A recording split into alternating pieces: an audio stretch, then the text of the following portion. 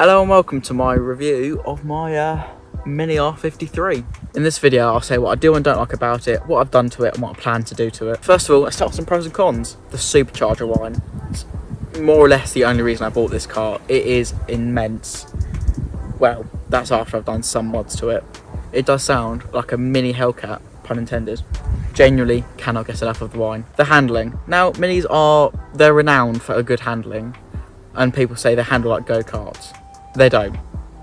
It's a car. Go-karts are much smaller and they're rear-wheel drive. It's very nimble, but there is some body roll. But what can you expect from 20-year-old suspension? I mean, this is 2006, you can't really see. But I say what, they start making these in 2002. Now, I do have a solution to fix that though. Now, another thing I like about this, despite I bought it for a project car, it's actually been quite reliable. Despite what a lot of people have said, despite the issues it has had, what I fixed, and since I fixed them, it stayed reliable. I can't fault it. I genuinely love this car and it hasn't let me down once. Except on the way to college where I overheated and the expansion tank went poof. We're going to talk about that. Now, some of the main issues are cooling and oil leaks. The expansion tank bottles are prone to cracking and leaking and therefore losing water. And the fans, the radiator fan, is also prone to stop working because of the it's like a resistor thing that you expect that like, it just burns out and you've got to replace it. But I've done both of those things and it runs sweet as a nut. I love it. Now, another issue which could be considered more major is oil leaks. Now, you could just top it up. That's what I did for the first sort of 7-8 months of ownership. But I say eventually I got, like I say, how much was it? Maybe 50 quid, something like that, worth of like O-rings and gaskets. Maybe took a month to get them all done, but they're all sorted. As far as I'm aware, it doesn't leak oil. I don't have to top it up. It's lovely. Now, carrying on from doing oil seals and whatnot, the final thing I love is how easy and wonderful it is to work on this car. It's like it was made to be worked on by like amateur mechanics. I did buy this as my project car, so I did have some mechanical knowledge beforehand. All of it you could learn from YouTube.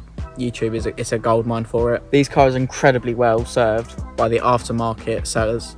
There's so much you can buy for them. Now, time to get into the cons. The big con that I don't like about this car is MPG, or their lack of. It drinks fuel, not as much as like a V8 or something like that, but it drinks fuel. On a good run, you're like a motorway run, you'll be happy to see 30 mpg. But driving around town, driving like a Mong,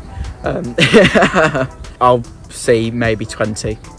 It's not that great. Now, this has a 50-litre fuel tank, so it doesn't last long. It lasts about 200 miles from my guess. Now, touching on a point from earlier, it does consume oil. I did leak a little bit.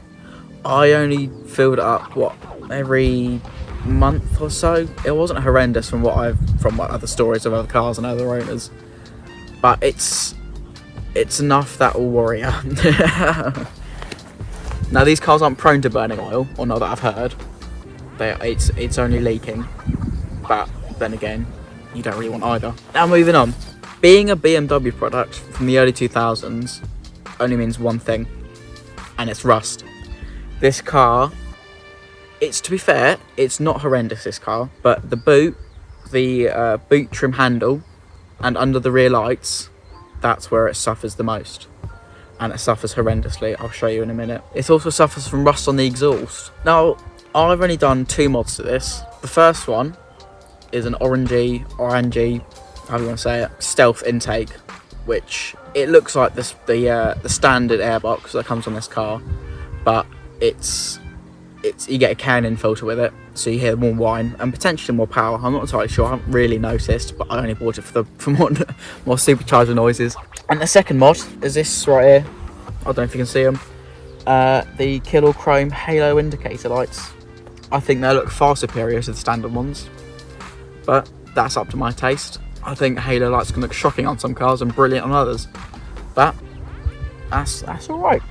I really like them. And I've also had to replace these headlights because the modules stopped working on them or something, and I polished them up. They look a bit cloudy, but they're alright. They're fairly bright as well. The the Zenons. I have been flashed quite a few times for them, but that's because I need adjusting, and I really like the amount of light they give, and I don't want to. Now, considering I bought this car in May 24, so that's just under a year we're coming up for of ownership, and I've done 2 mods, you could say, it's not that great. I've spent, sort of 80% of the money I've spent on this on fixing. So that's oil gaskets, that's it.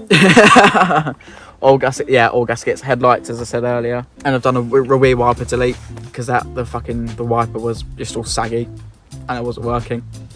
So that looks a lot better now. I covered it with a caffeine machine sticker. I paid 1,400 quid for my car back in May 24.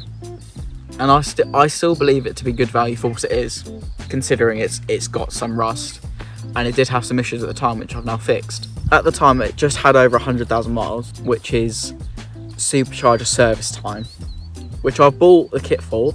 Haven't done it though, because even though I've done it before, it requires taking bumper, crash barrier, radiators off, which I'm draining the coolant, and I haven't had the heart to do it again. Now, as much as I absolutely adore my R53, I can't see it as a lifelong project car. I can't see me pouring thousands and thousands of pounds into this, which is what I want. It's not what everyone wants, granted, but it's a project car. You're meant to pour money into it. It's meant to be a money pit. But I just can't see this being the project car for me. As much as I enjoy it now, I can't see it going much further. Now, I hope you've enjoyed this review of my R53 MINI Cooper S. I hope you consider subscribing, and goodbye.